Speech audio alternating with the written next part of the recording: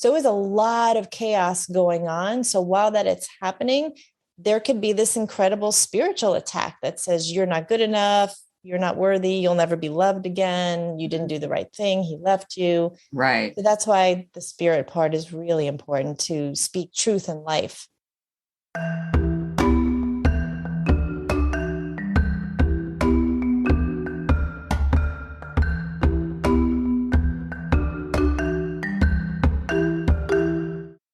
Hello and welcome to Self Talk. I'm Rachel Astarte. Today, my guest is Kelli Calabrese. She empowers women to overcome stress, rejection, and fear after divorce to create a fabulous bonus life. So I want to welcome you, Kelli, to Self Talk. Oh, Rachel, thanks so much for having me. I'm happy to be here. So tell us a little bit about how you became a divorce coach.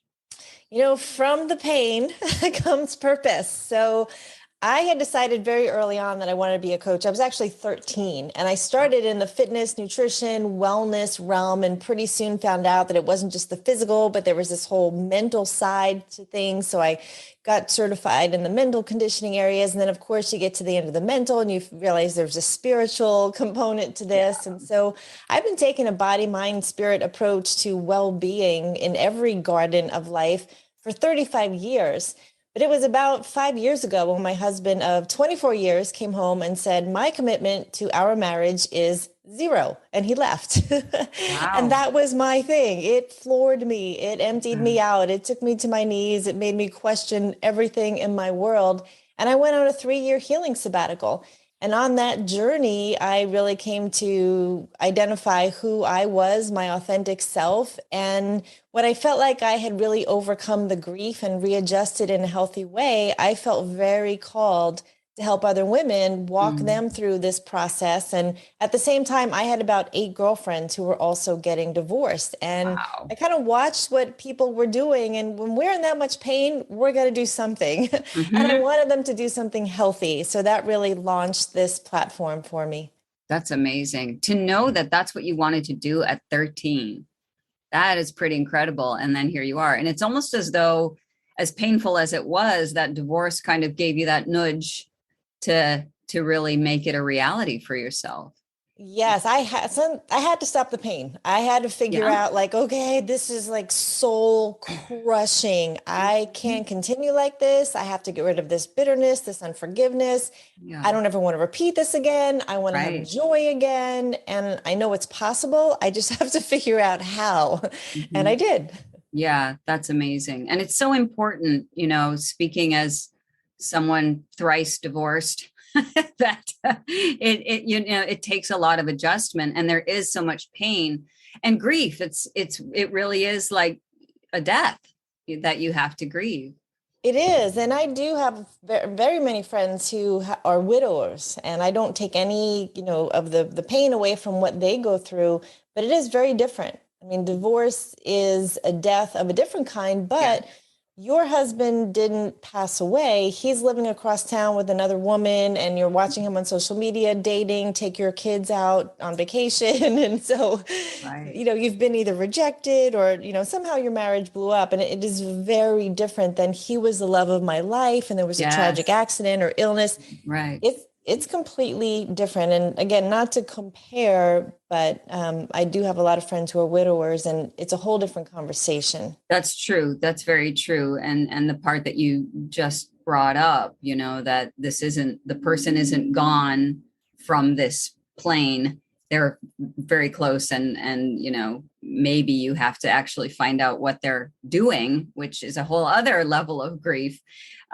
So do you work predominantly with women then? I do. And I am not anti-men. I love men. I don't think they suffer any less. And I will work with men, but I really feel like my target is women. That's what I feel called to. So I mostly work with women, but I have worked and will work with men. Yeah. So tell me a little bit about you talked a little bit about mind, body, spirit connection. How does that show up in your coaching? Yeah. So anytime I go into a coaching session with someone, I always have an intake form. So I'm getting information about them ahead of time. So I can see what, some of the challenges and issues and concerns are. And I instantly start praying about that. So I'm like, Mm, okay, in my 35 years experience as a coach, and I have 3 science degrees and 30 plus certifications and all of that, but I always want to take it to the spirit realm first. Because in mm, my mind, I might go, okay, stress. We need to breathe. We need to sleep. But right. I'm like, okay, what is it that she needs? And Mm, I might get something totally different than I would have got in the world. So mhm, I might get, she really needs boundaries, or mhm, she needs a quiet place that she needs to set aside and be able to go to every day where she can right. have, meditation time. And so Mhm, I always want to call in what I'm getting for that person in the spirit realm first before I go in and like put someone in the fetal position, like, you need to do this, you need to do that. right. So my coaching just takes that approach first, and then asking really good open-ended questions and getting people to think differently, because it all Mm, starts with a belief. You're believing something and it may not be true, whatever it is you're believing. That belief then becomes the thought. The thought then becomes the spoken word. Once you speak it out into the world, now you start to act on that. Once you act on it, it becomes a habit. That habit becomes your character. The character becomes your identity. So let's right. go back to the belief. If I can ask a question that makes you go, maybe that isn't true, Right. now we can start to move forward.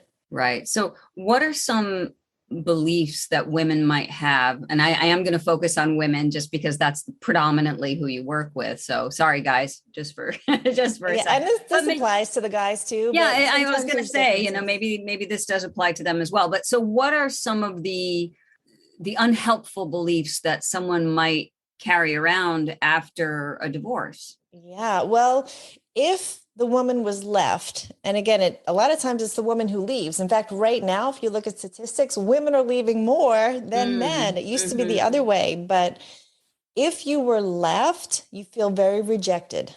Yes. No one went to the altar expecting their marriage to blow up. Right. So if even if you left, you may have left because you were very rejected or abused in the marriage. So there's this unworthiness that comes on them, that I wasn't lovable enough, or I didn't try hard enough, or I chose Mhm. the wrong person, or whatever the situation was. It could have been your own, like maybe I was drinking too much, or I was looking at other men, or whatever. It may have been them. It's never 100% them and 0% you. I'll just Right. say Right. that. Right. You Right. do need to own what your part was, even if it was abusive and horrible, horrible things happen behind closed doors. We're not minimizing those, but women will get into, I'm rejected, I'm unworthy. So this whole spirit of just keeping you in this victim place. And this Right. victim energy is actually a decaying energy. So Mm, it's not even like, okay, status quo. If you're in victim mode, you're decaying, dying. That's what victim is. So we need to get these women to rise up, out of mhm, this, to get back up again. Okay, you were knocked down 10 times, get up 11. mhm. And Right. so getting them to stand back up again from the unworthiness, there's also bitterness. And Mhm. maybe with good reason, because you weren't cared for and you were abused and you weren't protected, you weren't made secure in your marriage. And so you're bitter because maybe you tried really hard and it Right. just, chose the wrong person, or they had their own hurts and you were the target of it. Mhm. So getting them past this bitterness, depression is another Mhm. one. And depression is a heavy spirit, Yeah. anger. And these are all parts of the grief, from that Yeah. shock and denial and numbness to anger, fear, just searching, panic, guilt. I mean, there's so much that's going on. And divorce is called a life event for a reason, because so many areas of your life are changing. You're probably moving. You might be getting a real job for the first time in a while if you've been a stay-at-home mom. Your kids' schools may be changing. Your church may be changing. Your friend group may be changing. So there's a lot of chaos going on. So while that it's happening, there could be this incredible spiritual attack that says you're not good enough, you're not worthy, you'll never be loved again, you didn't do the Mhm. right thing, he left you. Right. So that's why the spirit part is really important, to speak truth and life over them. Yeah. How do you bring spirit into something like this? And when I ask that, It's more along the lines of, as you rightly said, and I'm sure a lot of women who are listening right now are going, yes, yes, that makes perfect sense. I felt all those things, you know, that guilt, that feeling of I'm not lovable, or even, and I want to talk about this in a minute, the sense of I always choose the wrong person. But let's focus on spirit for a second. How can someone bring spirit into the process of grieving the end of a relationship? Yeah. Well, in my program or when I work with people, I do what I call a heaven experience. So I have them get somewhere comfortable, whether wherever that is for them, whatever place, if it's outside, inside a couch, just go somewhere quiet. And then the Mm-hmm. highest thing that I can imagine is heaven. And that may Mm-hmm. look different for everyone, but using your imagination is part of this. So imagine what heaven would look like. And then if you were just there and God was there with you, whatever that looks like to you, and Mm-hmm. that you could come to God as a heavenly father and say whatever question you want to say, like, God, how do you see me? Like you're not surprised by this situation. You knew this was going to happen. You know everything. So how do you see me as your daughter? And just go quiet and see Mm-hmm. what answers that you get. And if you believe God is good, he is near, he is powerful, he's a good father, you're going to get some answer and you'll know that it's him because it's not something you would have said to yourself. Mm-hmm. So, for Mm-hmm. example, one of the very first encounters that I had, God said, I gave you big brown eyes like a doe. That's not something I would have said to myself, but you just kind of know in your spirit that you're hearing and you will hear. And the more you do this, the more you will hear. God is not going to go silent on you. And you might think, well, it's, something I ate or something I watched on TV or whatever, but you'll get confirmation on it as well. And ask for confirmation and you'll get things repeated several times. And Mm-hmm. so while you're making these big decisions, you might say, Lord, should I buy a house or rent a house? Should I stay in this city? Should I move? I mean, Right. you can bring all of these questions and you'll get answers. Yeah, I think there's a lot to be said there. We overlook how much assistance we have in the spiritual realm, as you said, whatever that looks like for you. And I was thinking, as you said, if God's telling you, I gave you big brown eyes like a doe, my next question would be like, and what can I learn from a doe? You know what I mean? What do I learn Yes. from the grace of that animal that you created? Yeah, and How, so be a knowledge person. Like go and look up a doe Mhm. and go, look at the definition of a deer and a female deer and, go and do those things because you will learn and you'll go deeper and you'll have more Right, understanding that you'll be able to rely on. right, right. And what I'm hearing from you too is that it really doesn't matter what your belief system is, because, for example, when we talk about God made man in his image. And so we are meant to be omnipotent, omnipresent, and omniscient, and all of those things that and Jesus said, the kingdom of God is within you. We have a direct connection to what was created.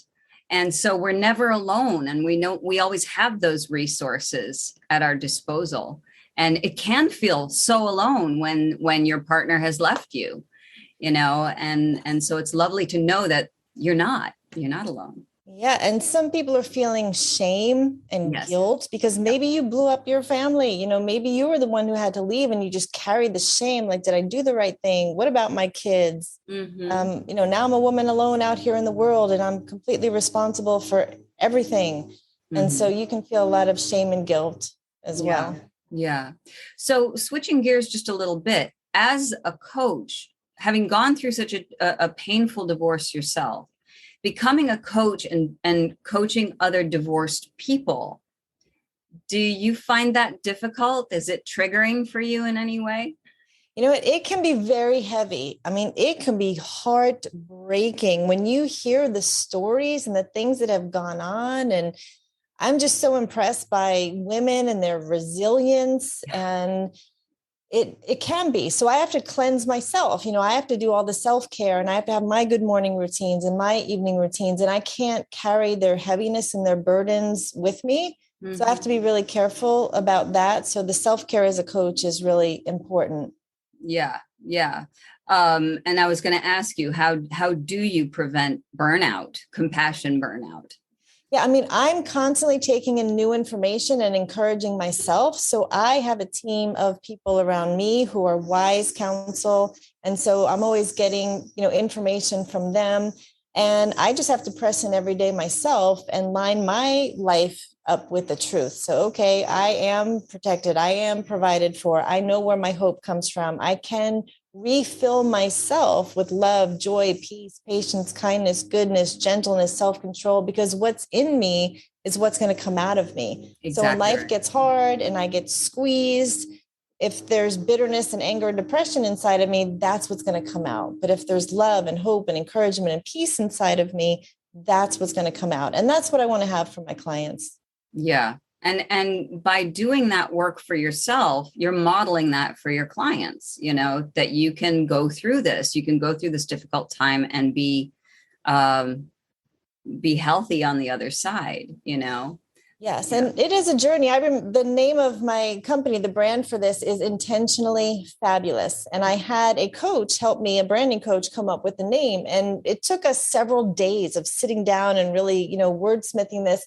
And he said to me, but Kelli, you're not there yet. And I wasn't. I mean, this was like 3 years ago. Like I was still just heavy and, depressed and bitter and I hadn't arrived yet. And you can't fake that. So I can't get on the stage and go, there's this whole fabulous bonus life out there. Like you've got to tap into it, because 3 years ago, I still had a lot of work to do. But now that I'm on the other side of it, I can empathize with where people are and really give them hope.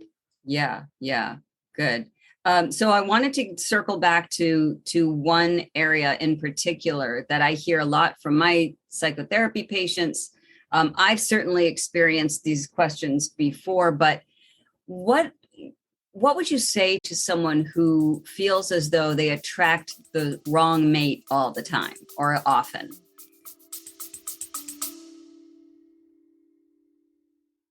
Hi, it's Rachel here. If you'd like to dive deeper into your own self-development, but you're looking for an alternative to traditional talk therapy, I think you'll love the Foundation of Self Immersion program. For a full year, you'll get dynamic coursework you can complete on your own time, plus weekly coaching calls and monthly one-on-one sessions with me for personal support. Visit foundationofself.com and click on the events page for more information. That's foundationofself.com. Now, back to the episode.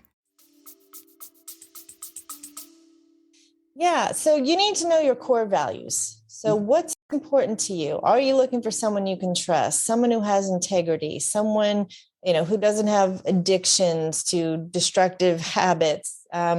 You need to really sit down and do some soul searching yourself. And one of the things that helped me was I looked at the men in my life. I'm like, wow, I love how courageous this one is. And I love how this one, just loves being a dad. And this one is so adoring. And this one is so generous. And, this one is so wise. And I kind of looked at the men in my life and picked out some of the top qualities. And I made my own list of these are the things that I value. And so you have to have a no compromise list. For example, I'm a clinical exercise physiologist. I've been a health professional for decades. I am not going to date someone who's a smoker, because I can't go into the relationship going, I'm going to get him to quit smoking. I'm going to change him. Like, no, I did that with my marriage thinking I can fix this. I can change this. And it was, 26 long suffering years of trying to change someone who didn't want to be changed.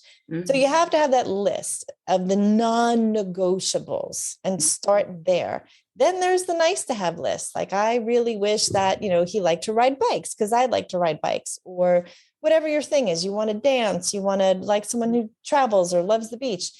So you have your nice to have list, and then make sure you're not giving up on those non-negotiables, and don't rush. I mean, take your time. You need to get to know someone before you're, sleeping with them. And, that's one of my rules. Like that's just not going to happen, because now your souls are tied together, and now it's just painful and messy if it doesn't go well. Now you're trying to make something work that maybe never should have been in the first place. So working on yourself is the most important part, because you're going to attract the person at your level. So if you're depressed and addicted and angry, you're going to attract someone who's depressed, addicted, and angry. If you're an enabler and a fixer and a perfectionist and a control freak, you're going to attract someone who's lazy and foolish, who's going to allow you to do those things. Right. So fix your perfectionism and your enabling and all, get those things right. And now you're going to attract someone who's more whole and healed and healthy.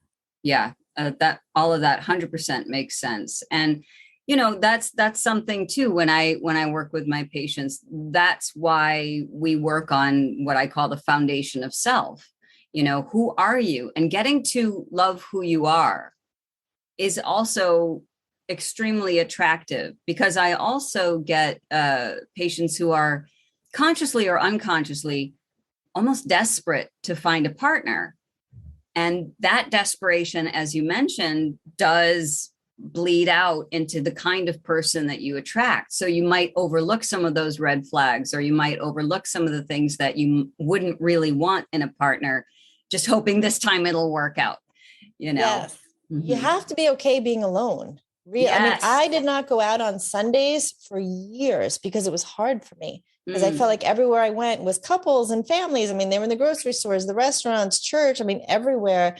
And I just felt like I needed to be okay being alone. So I sat in the house on Sundays for the most part for a long time. And I would read and I would breathe and I would get out in nature and I would write and, you know, just do all the things to work on me. Now, when I go out and I see families, I'm like, bless them. Like, I am championing them, like, fight for your marriage, love each other. Like, I love to see families. It excites me. It gives me hope. And, you know, one day I will have that again, but you need to be okay being alone. A man is not going to fix whatever it is that you're longing for. But when you get healthy and whole, then you can attract that person. And it's never going to be perfect. It's not like, oh, we've totally arrived and everything.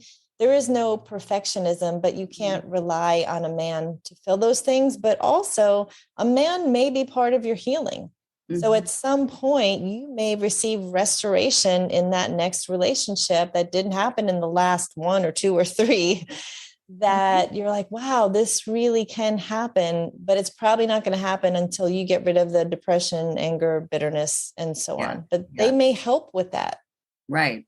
And to add to that, I love what you said about not being afraid to be alone. You know, and that kind of speaks to what we were just saying too. When you are connected to spirit, you're never alone. You're never alone. So what you're doing is you're celebrating who you are, right? And so a relationship becomes that bonus, you know, it's nice to have that on top of this. If I don't have it, if it's not right, I don't need it, because I'm satisfied in who I am and the life that I'm living. I think that's what you were getting. Yes, exactly. And I do imagine that I will be remarried one day, and I will write a list like, wow, I would really love these qualities in a husband. And how would I feel if I had a husband with these qualities? And what would that look like? You know, I get into the details of it, because now you're putting it out there, right, and you're open to receiving it, however it looks, however it might happen. And then you'll know when you know. I mean, your spirits will align. You will recognize each other, because he's probably out there, you know, praying for you, and the connection will happen at some point. But if you're just going through man through man through man through man, you're going to make the process a little more painful, I think, that way. And just letting the energy of God and heaven work in your favor, and be patient. Sometimes we need to be still and patient for a while. We don't know God's timing. I mean, he makes all these promises and we stand on them and we believe them. He says it's going to be hard, but he gets us out of it, but he doesn't tell us when. Yeah. That kind of, that reminds me of something that I say to patients as well, and have written about. You don't find a soulmate, you recognize one, you know, and there is that connection there. Yeah. Beautiful. So, let's talk a little bit about the darker part, that sort of dark night of the soul moments before you can come out of it. And the reason I want to bring this up is we've been talking about the positive aspects of what happens when you get out of that. But if we could just normalize the darkness that we experience, and you, I'm sure, have plenty of experience sitting with these women who are in pain. How can women feel like what they are suffering, although every experience is unique, but how can they feel like they're not alone, or that what they're feeling is natural? Yeah, I mean, the community is important. So I do have a community on Facebook called Intentionally Fabulous, and it's a place where you can go that is safe. You can talk about the hard things. We support and encourage each other. We try and laugh. And so the isolation is kind of the dark side. Like, it's okay to be alone and press in and have quiet time and be intentional and use that time productively and receive and listen. But don't spend too much time alone, because you can go the other way and really get into a dark place. The enemy loves to isolate you.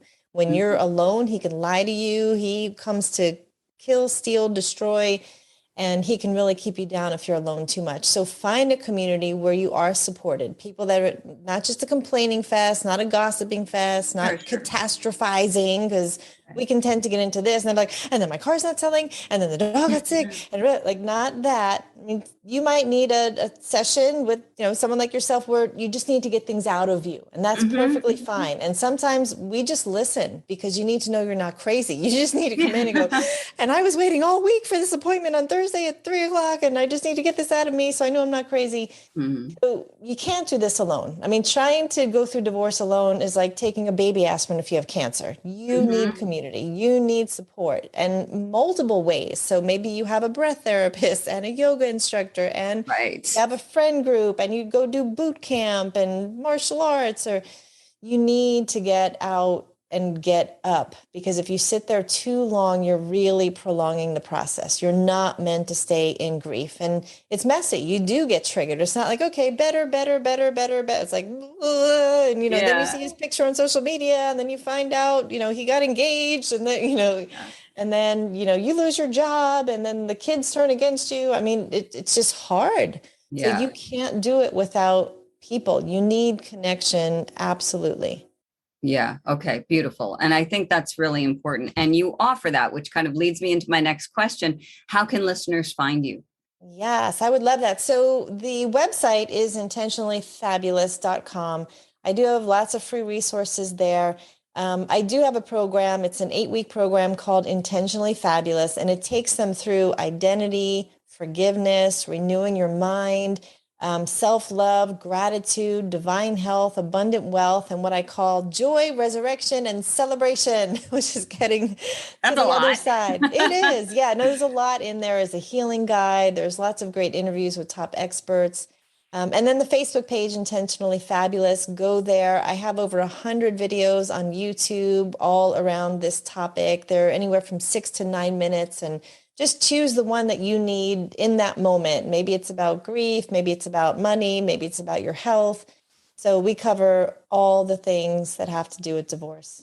Beautiful. All right. Well, thank you so much, Kelli. It's been lovely speaking with you. And it's just so much information that I think will be really helpful for a lot of people, men and women. So I appreciate your time. Thank you, Rachel.